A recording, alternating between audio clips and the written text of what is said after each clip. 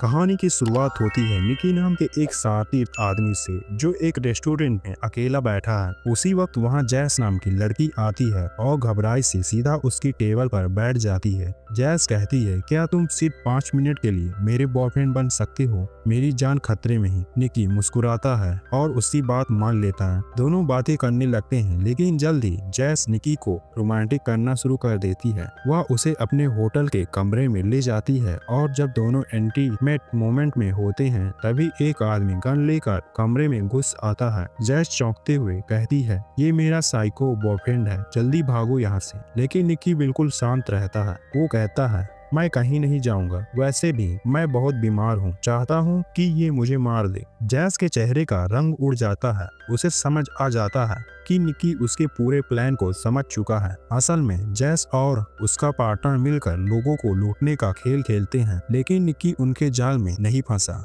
जाते जाते निक्की कहता है, कभी भी अपना फोकस मत खोना, और हाँ, मैं बीमार नहीं हूँ। निक्की वहाँ से चला जाता है। थोड़ी देर बाद जैस उसी बार में फिर निक्की से टकराती है। इस बार निक्की उसे एक ड्रिंक के लिए बुलाता है।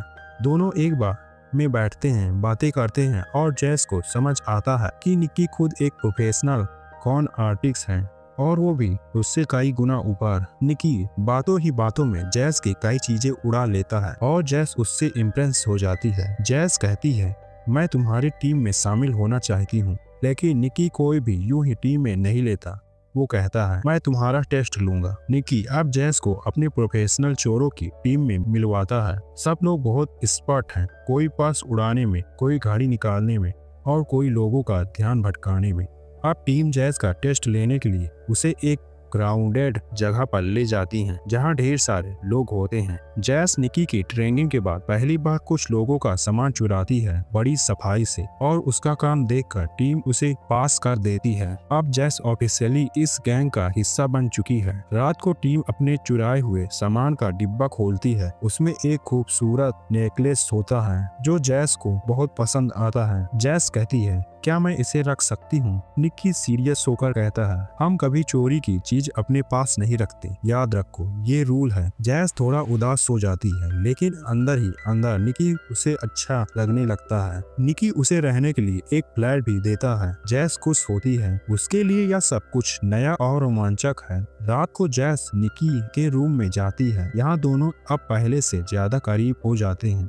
अगले दिन एक नया मिशन शुरू होता है। जैस को निक्की के एक आदमी के साथ एक फैंसी रेस्टोरेंट में जाना होता है, जहां पर आसपास अमीर लोग होते हैं। वहीं पर निक्की का आदमी एक्टिंग करता है। उसे दिल का दौरा पड़ रहा है। सारे लोग का ध्यान उसकी तरफ चला जाता है और उसी समय जैस और उसकी गैंग बाकी अमीरों की कीमती चीजें चुरा लेती हैं। मिशन सक्सेसफुल होता है। चोरी में उन्हें लाखों डॉलर का माल मिलता है। अब निकी सबको कहता है, सब अपने अपने घर जाओ, तुम्हारा हिस्सा तुम्हारे पते पर पहुंच जाएगा और इस फ्लैट में अब कोई वापस नहीं आएगा। यहाँ से अपनी उंगलियां के निशान भी मिटा दो। टीम के एक सदस्य ने निक्की को चेतावनी दी थी, इन पैसों से फिर जुआ मत खेलना, क्योंकि निक्की की एक कमजोरी है जुआ। पर निक्की हंसकर कहता है, रिलैक्स करो, मुझे पता है क्या करना है। इसके बाद निक्की जैस के साथ एक रग्बी मैच देखने चला जाता है, लेकिन जैस बोर हो रही होती है। निक्की उसे एंटरटेन करने के लिए एक शर्त लगाता है। एक लड़की सीढ़ियों से ऊपर आ रही होती है। निक्की कहता है, कम से कम 8 लोग उसे मुड़कर देखेंगे। जैस कहती है, नहीं, सिर्फ 5 से 6 लोग। दोनों शर्त लगाते हैं। उन्हीं के पास एक बिजनेसमैन बैठा होता है, वो भी शर्त में शामिल हो जाता है। जब लड़की ऊपर आती है तो 5 लोग मुड़कर देखते हैं। जैस शर्त जीत जाती है। अब उस बिजनेसमैन को मजा आने लगता है। वो निक्की से बार बार शर्त लगाने लगता है, 500, फिर 5000, फिर 50,000। निक्की हर बार हारता जाता है।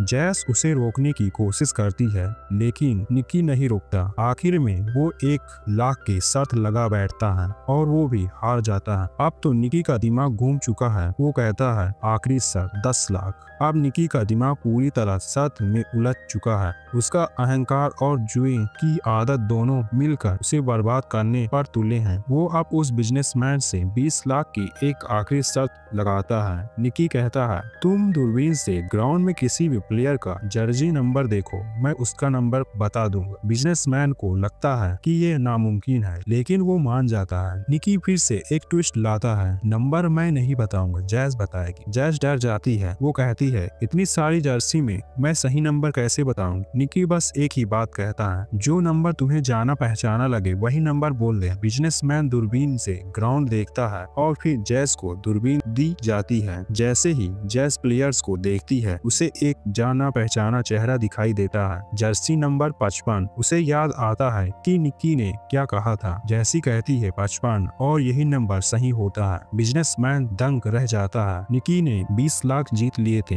अब दोनों गाड़ी में बैठते हैं और वहाँ से निकलते हैं। जैस हैरान होकर पूछती है, तुम्हें पता कैसे था कि वो नंबर यही होगा। निकी बताता है कि यह सब एक प्लान था। वो कहता है, हमें पता था कि वो आदमी जुए का शौकीन है और धीरे धीरे उसे गेम में फंसाना था। जब वह आदमी स्टेडियम आ रहा था तो उसके रास्ते में जानबूझकर 55 नंबर बार बार दिखाया गया। गाड़ी के रेडियो में, होटल के रूम में, बिलडोर पर, यहाँ तक कि एक आदमी ने उसके सामने अपनी जर्सी उतारी जिस पर 55 लिखा था। ये सब करके उन्होंने उसके दिमाग में वो नंबर फिट कर दिया था। और फिर जब जैस ने नंबर 55 बोला वो सख्त जीत गए। निकी अब जैस को 80 लाख देता है और कहता है, आज से हमारी राहें अलग हैं। जैस को बहुत दुख होता है क्योंकि वो निकी से प्यार करने लगी थी, लेकिन निकी का जवाब साफ है, ये सिर्फ एक टीम थी, कोई लव स्टोरी नहीं थी। 3 साल बीत जाते हैं। अब हम निकी को एक नई जगह पर देखते हैं। उसके पास पैसे नहीं बचे। वो एक रिच आदमी गैरिगा से मिलने आया है। गैरिगा कहता है, हमने एक खास फ्यूल एल्गोरिदम बनाया है जो कार्स और बाइक की स्पीड बढ़ा देता है। तुम्हें बस ये फॉर्मूला हमारे कॉम्पिटिटर्स को बेचना है।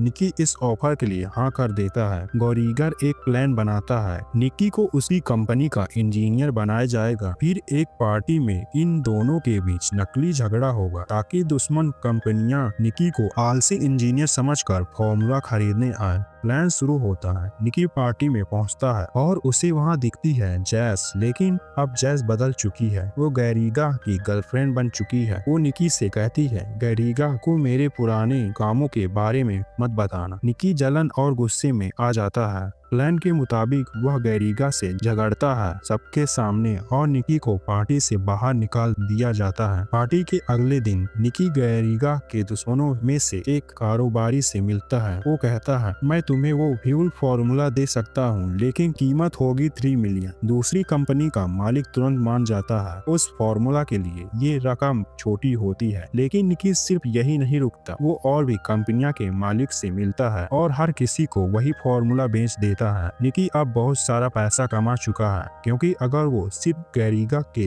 लिए काम करता तो उसे सिर्फ 1 मिलियन मिलता, लेकिन अब वह कई गुना ज्यादा कमा चुका है। इस बीच जैस को निकी का एक आदमी मिलता है। वह जैस को एक बॉक्स देता है और कहता है, निकी आज भी तुम्हें पसंद करता है। जब जैस वह बॉक्स खोलती है तो उसके अंदर वही नेकलेस होता है जो उसे 3 साल पहले पसंद आया था, लेकिन तब निकी ने कहा था, हम चोरी का सामान नहीं रखते। अब जैस की आंखें भर आती हैं। वो समझ जाती है कि निकी ने कभी उसे भुलाया नहीं। निकी अब जैस को मैसेज करता है। पैसे लेकर निकलते हैं। वो जैस का इंतजार करता है, लेकिन जैस नहीं आती। निकी निकलने ही वाला होता है कि जैस वहां पहुंच जाती है। दोनों गाड़ी में बैठते हैं, लेकिन तभी गैरिगा के आदमियों की गाड़ी उनकी गाड़ी को टक्कर मारती है। निकी और जैस को पकड़ लिया जाता है। निकी के पास जो पैसे थे वो भी वही होते हैं। गैरिगा बहुत गुस्से में होता है। वो पूछता है, तुमने मेरा असली सॉफ्टवेयर चुराया कैसे? निकी चुप रहता है, लेकिन जब गैरिगा जैस को टॉर्चर करने लगता है तो निकी चिल्लाता है, रुको मैं बताता हूँ। जैस के गले में जो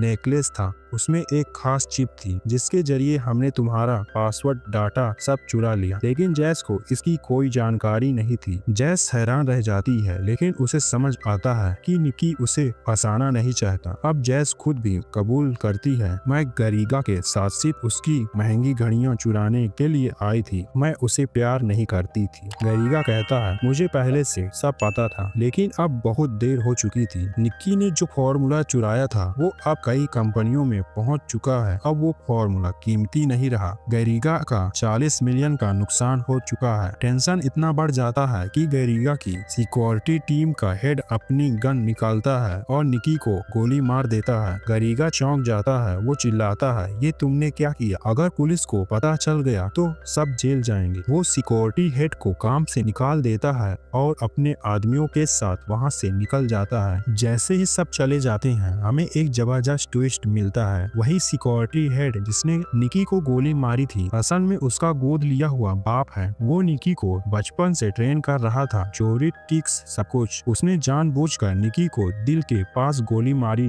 ताकि वो बच जाए और बाकी लोग समझे कि वो मर गया। अब निकी, जैस और उसका पिता तीनों वहां से गाड़ी में निकलते हैं। रास्ते में उसके पिता गाड़ी रोकते हैं और सारे पैसे लेकर उन्हें वहीं छोड़कर चला जाता है। अब निकी के पास कुछ नहीं बचा सिवा जैस के। दोनों हॉस्पिटल पहुंचते हैं। निकी जैस की कलाई पर नजर डालता है। वो हंसता है क्योंकि वहाँ गैरिगा की वो कीमती घड़ी बांधी होती है जिसकी कीमत लाखों से भी ज्यादा है। दोनों मुस्कुराते हैं और यहीं पर ये कहानी खत्म होती है।